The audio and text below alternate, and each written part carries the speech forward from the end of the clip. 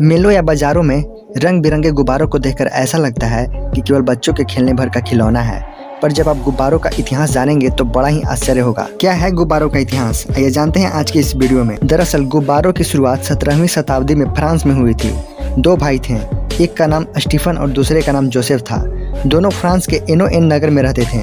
दोनों भाइयों की इच्छा थी कि उड़ने की कला सीखी जाए। उन्होंने सोचा यदि कागज का थैला बनाकर उसमें भाप भर दी जाए तो वह हवा में तैरेगा। दिन था 5 जून 1783 का। कागज का 10 मीटर व्यास का एक खोखला गोला बनाकर इसे एक खंभे के ऊपर बांध दिया गया और नीचे से भूसा जलाया गया। भूसे के जलने से बना धुआं कागज के खोखले में समाता गया। धुआं भरने से गोला हल्का होने लगा। कुछ ही मिनटों में 1800 मीटर की ऊंचाई पर जा पहुंचा, मगर वह जल्दी ही नीचे गिरने लगा। इस प्रयोग की खबर फ्रांस के ही एक प्रसिद्ध वैज्ञानिक चार्ल्स को लगी। चार्ल्स ने इस प्रयोग को दोहराने का निश्चय किया। चार्ल्स को पता था कि धुएं में बदले यदि हाइड्रोजन गैस भरी जाए तो गुब्बारा ज़्यादा ऊपर तक जाएगा, क्योंकि हाइड्रोजन गैस हवा से करीब 14 गुना हल्की होती है। इसीलिए चार्ल्स ने धुएं के बदले हाइड्रोजन गैस का इस्तेमाल किया। उस समय गुब्बारा उड़ाना किसी जादू से कम नहीं था, इसलिए उसने गुब्बारा उड़ाने के लिए चंदा इकट्ठा किया। अपने साथियों की मदद से उसने 4 मीटर व्यास का रेशम का एक गुब्बारा बनाया। अंदर से उस पर गोंद पोत दिया ताकि गैस बाहर न निकल जाए।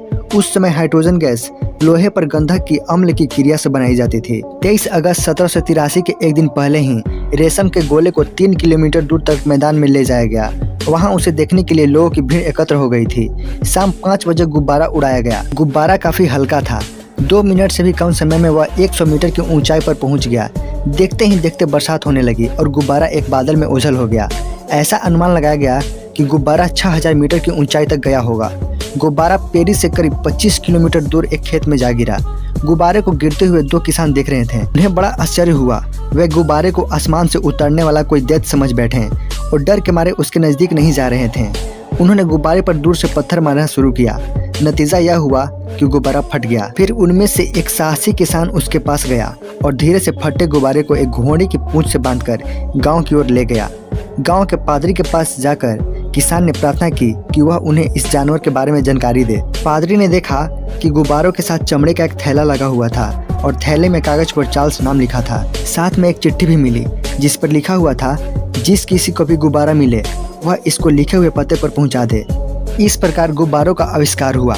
जैसे जैसे गुब्बारों का चलन बढ़ा, उनके साथ साथ कई प्रयोग किए जाने लगे। आपको जानकर आश्चर्य होगा दोस्तों कि सन 1808 ईस्वी में 2 लोगों ने गुब्बारों के जरिए हवा में लड़ाई लड़ी। ये 2 आदमी एमडी ग्राडपर और एमएल पीक थे।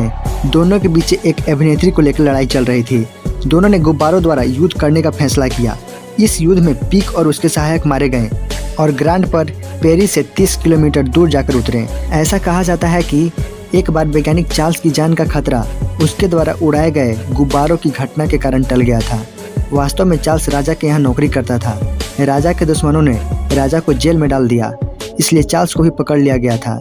राजा को मौत की सजा सुना दी गई, लेकिन चार्ल्स ने गुब्बारे वाली बात बदलाई तो कुछ लोगों ने उन्हें पहचान लिया और उनको बचा लिया गया। एक कहानी यह भी है कि फ्रांस में 2 वैज्ञानिक वर्ष 1804 में अनेक वैज्ञानिक यंत्रों के साथ एक गुब्बारे से उड़े। वे यह जानना चाहते थे कि क्या चुंबकीय सुई काफी ऊंचाई पर भी वैसा ही व्यवहार करती है जैसे पृथ्वी पर करती है। दोस्तों, मुझे उम्मीद है कि वीडियो आपको पसंद आया होगा। इसका नेक्स्ट पार्ट देखने के लिए हमारे चैनल को सब्सक्राइब कर कमेंट में जरूर लिखें। जय हिंद।